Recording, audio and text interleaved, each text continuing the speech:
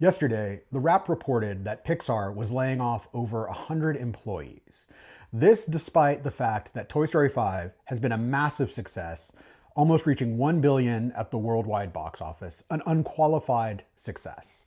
Now, Disney is doing these layoffs across the company, and Pixar is simply one of the hardest hit businesses. However, this is the largest round of Pixar layoffs since 2024, just 2 years ago.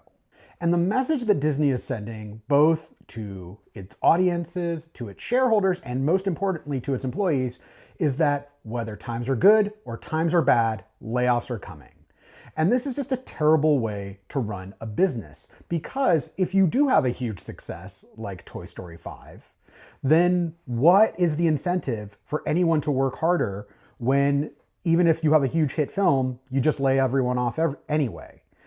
And the thing about this is it's not just poor business practice towards your own employees, but these are laborers that have power.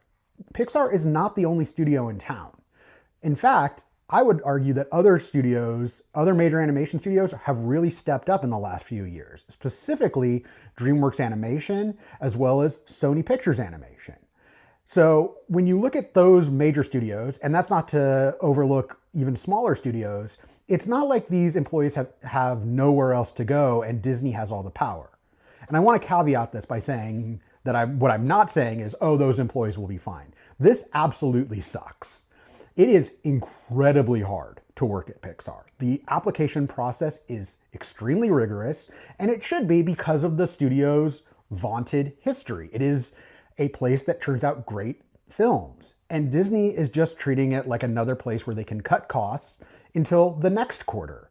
And by the way, Disney is not struggling. In fact, in May 2026, they reported that for their second quarter earnings, they had actually beat Wall Street expectations.